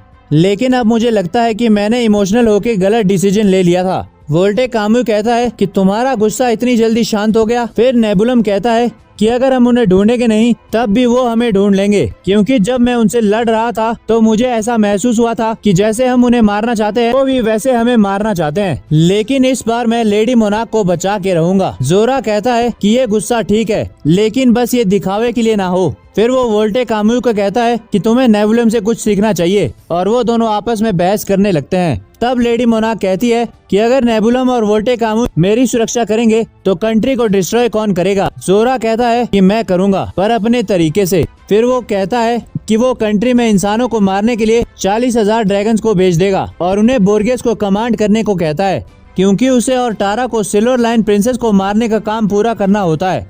तब वोल्टे कामुई कहता है कि क्या पता वो रीपर सिल्वर लाइन प्रिंसेस के साथ मिल गया हो। जोरा कहता है कि अगर ऐसा होगा तो मैं तुम्हें बुला लूंगा। फिर जोरा टारा को कहता है कि कुछ तो बोलो। टारा कहता है कि मरना मत। दूसरी तरफ प्रिंसेस ड्रैगन के लिए जाल बिछा रही होती है। अभी आइक उससे कहता है कि वो उन दोनों के बारे में क्या सोचती है। अभी वो लोग 10th, 8th और 3rd लेवल के ड्रैगन को मार के उसके बाद लेडी मोनार्क से लड़कर आए हैं। ये मानना मेरे लिए थोड़ा मुश्किल है। प्रिंसेस कहती है कि तुम्हें क्रिम्सन की बातों के ऊपर भरोसा करने की कोई जरूरत नहीं है, तुम उसे इग्नोर करो। आइक कहता है कि लेकिन मैं एक बात को इग्नोर नहीं कर सकता। फिर हम क्रिम्सन को देखते हैं, जो कहती है कि ऊंचे लेवल के ड्रैगन पहले इंसान रह चुके हैं। लेडी मोनार्क के ब्लड से उन्हें वो पावर्स मिली है। प्रिंसेस कहती है तो ये सच है, मुझे भी पहले ऐसा लगा था। तुम माजरोका ट्विंस और फू को ही देख लो, मुझे लगा था कि उनके पास भी कोई स्पेशल पावर्स होगी। तो मुझे लगा था कि ड्रैगन्स इंसानों को कब से कॉपी करने लगे, लेकिन ये तो उससे उल्टा है। ड्रैगन इंसानों को कॉपी नहीं कर रहे हैं, बल्कि खुद इंसान ही ड्रैगन्स में बदल रहे हैं। लेकिन इससे हमें कोई फर्क नहीं पड़ता आइक, हमारे दुश्मन तो हमारे दुश्मन है और हम उन्हें मार देंगे। उसके बाद हम रागना को सपने से जागते हुए देखते हैं। तब क्रिम्सन कहती है तुम जाग गए, तुम्हारा काम कैसा चला है? रागना कहता है ठीक चला है, तुम बताओ। क्रिम्सन कहती है कि मैंने उन ह्यूमंस को थोड़ा बहुत सिखाया है, और अब मैं तुम्हें बताती हूँ कि मैंने तुम्हें silver line battle art use करने से क्यों मना किया है। लेकिन मेरे ये बताने से पहले मेरे एक सवाल का जवाब दो कि क्या तुम अभी वोल्टे कामुई से जीत सकते हो? रागना मना करता है। क्रिम्सन कहती है कि ये सुन के अच्छा लगा, क्योंकि अगर तुम झूठ कहते तो मुझे बुरा लगता। वैसे भी वो उन सब ड्रैगन में से सबसे ज्यादा पावरफुल है, और यही वो रीजन है जिसकी वजह से तुम सिल्वर लाइन बैटल आर्ट को अभी यूज नहीं कर सकते, क्योंकि अगर तुम सिल्वर लाइन का यूज करोगे तो अल्टोज़ोरा वोल्टे कामुई को यहाँ बुला देगा, और वो लाइटनिंग की स्पीड से यहाँ आ जाएगा, और हम उसे मार नहीं पाएंगे और हार जाएंगे। रागना कहता है हम ज्यादा से ज्यादा लोगों को बचाने की कोशिश करेंगे। क्रिम्सन कहती है कि मैं यहाँ से भागने में खुश हूँ, ताकि हम कहीं अकेले में जाके वोल्टे कामुई से लड़ने का प्लान बना सकें। तभी हम आइक को देखते हैं, जो सोचता है कि क्रिस वाइस ऐसे कैसे जेल से फरार हो गया। तभी चश्मिश को फू दिखता है और वो उसे क्रिस वाइस के बारे में बताता है और टेलीपोर्टेशन सर्कल के बारे में पूछता है। फू कहता है कि वो औरत कौन है, उसकी वजह से मेरा टेलीपोर्टेशन सर्कल पूरा तो हो गया, लेकिन मैं नीचा फील कर रहा हूँ। फिर हम क्रिम्सन को देखते हैं, जो फू और उसकी टीम को टेलीपोर्टेशन सर्कल बनाने के लिए आइडियाज दे रही होती है। फिर दोबारा हम फू को देखते हैं, जो कहता है कि सर्कल पूरा तो हो गया, लेकिन ये मेरा काम नहीं है और इसीलिए मैं खुश नहीं हूँ, और वो रोने लगता है। फिर हम स्लाइम को देखते हैं, जिसे उन जुड़वा ने टॉर्चर किया था, और वो अब उसे रैगना के पास वापस लौटा देती है, और अब स्लाइम दुखी होता है। तभी वहाँ पे क्रिम्सन आती है और रैगना को पूछती है कि तुम इस जेल में दोबारा क्यों आए। रैगना कहता है कि मुझे यहाँ पे कंफर्टेबल फील होता है। उसके बाद रैगना क्रिम्सन को स्लाइम के बारे में बताता है, और क्रिम्सन उसे जमीन में पटक देती है, और स्लाइम दोबारा ठीक हो जाता है। फिर क्रिम्सन कहती है कि इसे ऐसे पटकने से ये पुरानी सारी बातें भुला देता है। उसके बाद क्रिम्सन स्लाइम को रैगना के ऊपर नजर रखने को कहती है, जिसके लिए स्लाइम मान जाता है। फिर क्रिम्सन कहती है कि कल धूप जाने के बाद फाइट शुरू हो जाएगी, तो अपनी पूरी तैयारी कर लो, और वहाँ से जाने लगती है। तभी वहाँ पे प्रिंसेस आ जाती है और कहती है कि वो रागना से अकेले में बात करना चाहती है। उसके बाद वो रागना को अपने साथ ले जाती है और उससे एक मदद मांगती है कि अगर वो ड्रैगन्स के साथ लड़ते हुए मर जाए तो रैग्ना उसके लोगों का ख्याल रखे। लेकिन राग्ना उसके लिए मना कर देता है। उसके बाद वो उसे जबरदस्ती इसके लिए मनाने की कोशिश करती है और उसकी स्पिरिट को देख के राग्ना इम्प्रेस हो जाता है और अपनी सिल्वर लाइन पावर को एक्टिवेट करता है और उसकी तलवारों में ट्रांसफर करता है और कहता है कि तुम अपने लोगों की सुरक्षा खुद करना, मैं तुम्हें मरने नहीं दूंगा। जोरा और उसकी 1000 ड्रैगन की आर्मी कुछ भी नहीं है मेरे और तुम्हारी स्वॉर्ड्स के सामने। ये सुन के प्रिंसेस वहाँ से भाग जाती है और राग्ना सोचता है कि क्या मैंने कुछ गलत कह दिया, जिससे ये गुस्सा हो गई। जिसके बाद हम लीज किंगडम का सीन देखते हैं जहाँ पे ओल्टो जोरा अपने ड्रैगन्स की आर्मी के साथ लोगों को मारना शुरू कर देता है और उनके खून को वो एक ड्रैगन की बॉडी में ट्रांसफर करते हैं। ये सब लेडी मोनार्क एक पोर्टल से देख रही होती है और ये देख के दुखी होती है। फिर हम बोरियस को देखते हैं जो लेडी मोनार्क से कहता है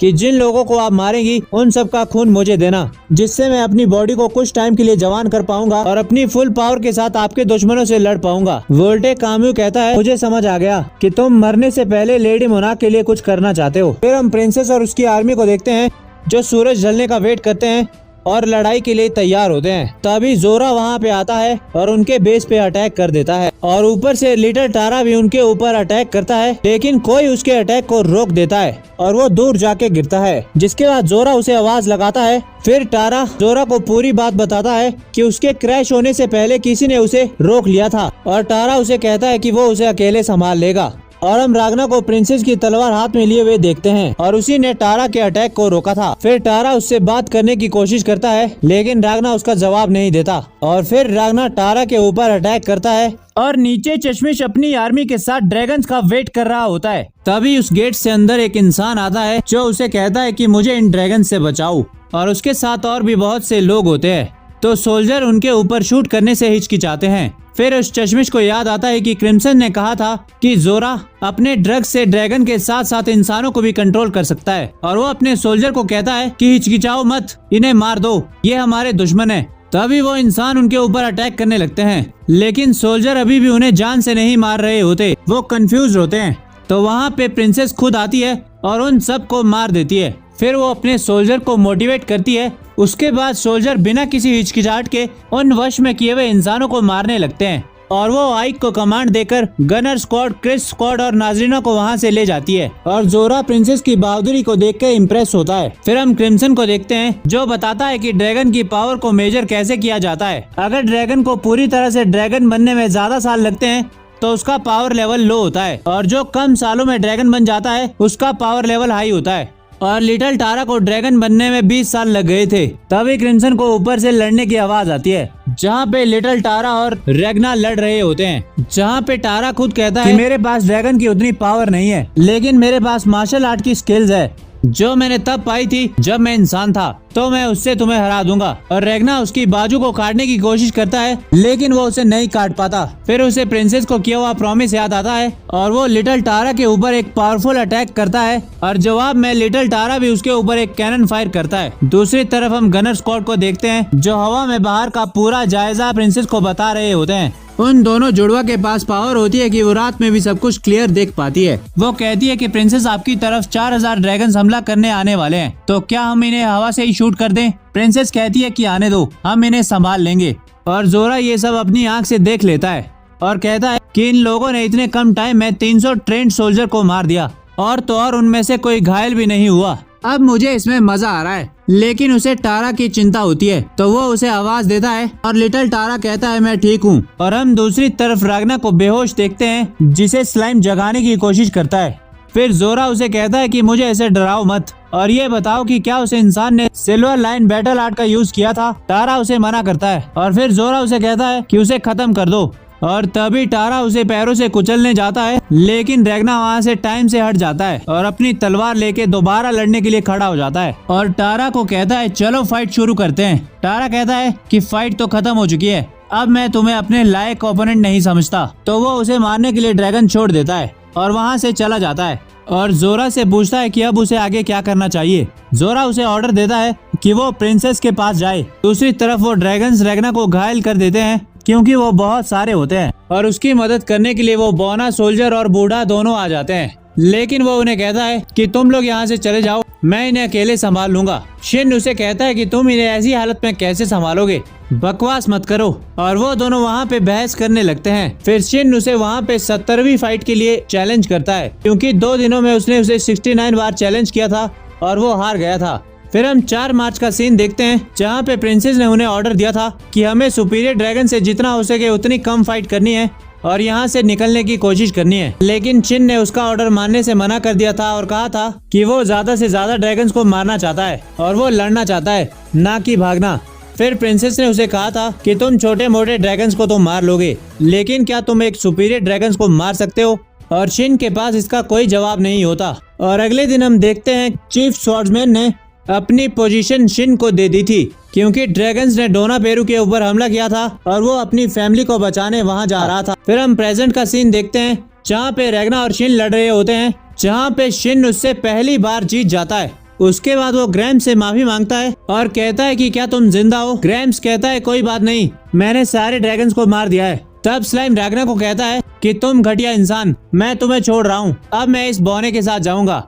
शिन उसे कहता है कि मुझे लगा था तुम उन जुड़वा के खिलौने होंगे। स्लाइम कहता है मैं खिलौना नहीं, मैं बैड स्लाइम हूँ और टारा यहाँ से भाग जाएगा, जल्दी मुझे छोड़ो। शिन कहता है तुम्हें पता है टारा कहाँ जा रहा है? स्लाइम कहता है हाँ। और फिर वो तीनों टारा को मारने जाने लगते हैं। दूसरी तरफ हम देखते हैं प्रिंसेस और उसकी आर्मी ने काफी सारे ड्रैगन्स को बिना घायल हुए मार दिया था और उनका टेलीपोर्टेशन मैजिक सर्कल भी काफी अच्छे से काम कर रहा था। तो प्रिंसेस सोचती है कि वो जाने से पहले जितने हो सके उतने ड्रैगन्स को मार के जाएंगे, लेकिन उन्हें ये नहीं पता होता कि जोरा को उनके इस प्लान के बारे में पता होता है, क्योंकि वो भी जब इंसान था तो वो सोलेरियन चर्च में रहा था, जहाँ पे ये सिखाया था कि ड्रैगन्स को मार के आप उनकी एनर्जी से टेलीपोर्टेशन सर्कल बना सकते हैं। एपिसोड 14 की स्टार्टिंग में हम देखते हैं जहाँ पे क्रिम्सन कहता है कि प्रिंसेस किसी भी चीज के ऑरा को सेंस कर सकती है, लेकिन ड्रैगन्स का कोई ऑरा नहीं होता। तो वो ड्रैगन को कैसे सेंस करती होगी? शायद वो ड्रैगन के काले चमड़े जो लाइट को रोकते हैं उसकी वजह से उन्हें सेंस कर पाती होगी, लेकिन ये सारा एरिया जंगल की वजह से काला है, तो शायद वो ड्रैगन की मूवमेंट को नहीं देख पा रही होगी। और जोरा सिर्फ अपने काबू किए लोगों को ही बेस की तरफ भेज रहा था, जिससे प्रिंसेस को और भी मुश्किल आ रही थी। तब प्रिंसेस कहती है कि दुश्मन आ रहे हैं और हमें उसके हिसाब से प्लान में चेंज करना होगा। तभी टारा उसके ऊपर ब्लड फ्लेम यूज करता है, जिसे प्रिंसेस अपने बैरियर से रोक देती है, लेकिन कोई चीज उसके सोल्जर के ऊपर अटैक कर रही थी। तो वो उन जुड़वा को कहती है कि क्या तुम हवा से इनके ऊपर फायर कर सकती हो? लेकिन उनका स्क्वाड मैच्योर ड्रैगन से लड़ने में बिजी होता है, जो लोअर ड्रैगन से ज्यादा पावरफुल होते हैं। और जोरा कहता है कि इन जैसे एक ड्रैगन को मारने के लिए तुम्हें बहुत से ऐसे ड्रैगन हंटर की जरूरत पड़ेगी, और मैं अपने साथ 40 मैच्योर ड्रैगन लाया हूँ। और वहाँ प्रिंसेस अपनी तलवारों से ड्रैगन के ऊपर अटैक करती है, लेकिन वो अपने बैरियर से उसे रोक देता है और कहता है कि तुम हमें ऐसे नहीं हरा पाओगी, लेकिन हम तुम्हें हरा देंगे। और फिर जोरा को उनके टेलीपोर्टेशन सर्कल का आइडिया लग जाता है कि वो यहाँ से 2 किलोमीटर की दूरी पर है, और उसे आइडिया हो जाता है कि ये बस इनका काम नहीं है, इनके साथ कोई और भी जुड़ा है। फिर उसे नेबुलम की कई बात याद आती है। उसने कहा था कि जिससे वो लड़ा था उसने उसकी शक्ल नहीं देखी, लेकिन जिससे वो लड़ा था उसका मैजिक उससे भी ज्यादा पावरफुल था। दूसरी तरफ हम सोल्जर को मरते हुए देखते हैं और आइक सोचता है कि ये सोल्जर आखिर कैसे मरे, मेरी नजरें इनके ऊपर ही थी, लेकिन जितने में मुझे कुछ समझ आया उतने में इनकी मौत हो चुकी थी। पता नहीं चल रहा कि क्या हो रहा है, लेकिन इन्हें मारने वाला यही है। फिर वो ड्रैगन आंखें खोलता है और उनका बैरियर टूट जाता है और आइक को समझ नहीं आता कि ये कैसे हुआ। फिर वो अपने सोल्जर को पीछे हटने को कहता है और अपनी दूसरी टुकड़ी को उन्हें बैकअप करने को कहता है। फिर उसे क्रिम्सन की कई बात याद आती है। उसने बताया था कि lady monarch time control magic use करती है, तो वो अपने जैसे मैजिक यूज करने वाले ड्रैगन को भी भेज सकती है। और उतने में आइक के सोल्जर ड्रैगन के ऊपर अटैक करते हैं, लेकिन वो टाइम कंट्रोल मैजिक यूज करके उन सबको मार देती है और आइक को भी घायल कर देती है। फिर आइक उसके मैजिक में कोई कमी ढूंढने लगता है। वो कमी होती है कि वो ड्रैगन एक बार टाइम कंट्रोल यूज करने के बाद थोड़ा टाइम लेता है और आइक उसके ऊपर अपनी तलवार से हमला करता है, लेकिन वो ड्रैगन उससे बच जाता है और ड्रैगन टाइम को स्टॉप करने ही वाला होता है। तभी उसे लेडी मोनार्क की साउंड सुनाई देती है कि रुक जाओ, और वहाँ पे क्रिम्सन आता है और ड्रैगन सोचता है कि ये लेडी मोनार्क की आवाज वाला कौन है। दूसरी तरफ क्रिम्सन उसकी तरफ एक सिल्वर लाइन से भरी बॉल फेंकता है और ड्रैगन टाइम को स्टॉप करता है, लेकिन उसके टाइम स्टॉप करने के बाद भी वो ब्लास्ट हो जाता है, जिससे सन की तरह रोशनी निकलती है और ड्रैगन जल के मर जाता है और उस रोशनी में सोल्जर भी नहीं देख पाते। फिर क्रिम्सन उनसे पूछती है कि मेजर क्या आप ठीक है? और आइक कहता है कि क्रिश वाइस तुम यहाँ क्या क्या कर रहे हो और वो मैच्योर ड्रैगन कहाँ गया। क्रिम्सन कहता है कि मैंने उसे मार दिया। फिर वो उस बॉल के बारे में उन सोल्जर को बताती है कि वो उनसे एक मैच्योर ड्रैगन को आसानी से मार सकते हैं। तभी आइक को कुछ आवाज सुनाई देती है और वो कहता है कि वहाँ पे कौन है। क्रिम्सन कहता है कि मेरे और तुम्हारे अलावा यहाँ पे वो 1500 लोग हैं जिन्हें तुम लोग बचा रहे थे और अब ये भी हमारे साथ उन ड्रैगन से लड़ेंगे। और क्रिम्सन सोचता है कि ऑल्टो जोरा को हमारे प्लान के बारे में पता चल चुका है और वो हमारे लोगों को टेलीपोर्ट करने से पहले उन्हें मार देगा। इससे बचने के लिए हम क्या कर सकते हैं। तभी उन्हें एक झटका सुनाई देता है और हम देखते हैं कि एक मैच्योर ड्रैगन बैरियर को तोड़ने की ट्राई कर रहा होता है और फू उसे कहता है कि शोर मत करो। ड्रैगन कहता है कि इंसान चलो मुझे उस मैजिक सर्कल के पास ले जाओ तो मैं तुम्हें आसान मौत दूंगा। फूक कहता है कि तुम्हारे जैसे नमूने जो मेरे मैजिक सर्कल के पास जाने की कोशिश कर रहे हैं उनकी वजह से मैं सो नहीं पा रहा हूँ। और फिर वो उसे मारने के लिए अपनी पावर को एक्टिवेट करता है और सीन शिफ्ट होता है। हम प्रिंसेस को देखते हैं जहाँ पे फू उसे बताता है कि टेलीपोर्टेशन के लिए 17,605 लोअर ड्रैगन चाहिए होंगे। और वापस प्रेजेंट में आके हम देखते हैं कि फू ने उस ड्रैगन को मार दिया है और उनका ये ड्रामा क्रिम्सन भी देख रहा होता है। लेकिन वो फू से काफी इम्प्रेस होता है क्योंकि उसने एक 13 रैंक के ड्रैगन को अकेले मारा था। तभी पेड़ की जड़ें उनकी दीवारों को तोड़ देती है और क्रिम्सन उन्हें अपने पीछे आने को कहता है और वो वहाँ से भागने लगते हैं। दूसरी तरफ हम देखते हैं कि मैच्योर ड्रैगन बैरियर को तोड़ने की कोशिश करते हैं लेकिन सोल्जर ऊपर से उनके ऊपर अटैक कर देते हैं और उन्हें मार देते हैं। और जोरा प्रिंसेस का ये प्लान देख के कहता है कि मैंने ये सोचा नहीं था कि प्रिंसेस अपने ही सोल्जर को ऊपर से फेंकेगी। लेकिन तभी प्रिंसेस के पीछे से उसके ऊपर एक ड्रैगन अटैक कर देता है और वो घायल होकर नीचे गिर जाती है। और जोरा कहता है कि प्रिंसेस तुमने कभी इतनी बड़ी वॉर नहीं लड़ी होगी इसीलिए तुम्हारी सेंसेस तुम्हारा साथ नहीं दे रही है। तुम अकेले कमांड भी दे रही हो, लड़ भी रही हो और अपने बैरियर को भी बचा रही हो और इतना सब कुछ करके तुम्हें भी पता नहीं चला कि तुम कब थक गई और आज जो तुम्हारी ताकत थी वही तुम्हारी कमजोरी साबित हुई। तो अब ये खत्म हुआ। तभी टारा उसे कहता है कि ये खत्म नहीं हुआ। मुझे अपने 300 मीटर पीछे से पता चला है कि हमारी 30% आर्मी को किसी ने मार दिया है। वहाँ हम देखते हैं कि रागना, शिन और वो बूढ़ा सोल्जर ड्रैगन्स को मारते हुए टारा की ओर बढ़ रहे थे और रैगना की हालत काफी बुरी थी लेकिन वो हार मानने को बिल्कुल भी तैयार नहीं था। और जैसे जैसे वो आगे बढ़ रहा था वो उतना ही ज्यादा पावरफुल होता जा रहा था। वहाँ जोरा टारा को कहता है कि ये तुम्हारी गलतफहमी होगी, ऐसा पॉसिबल नहीं है।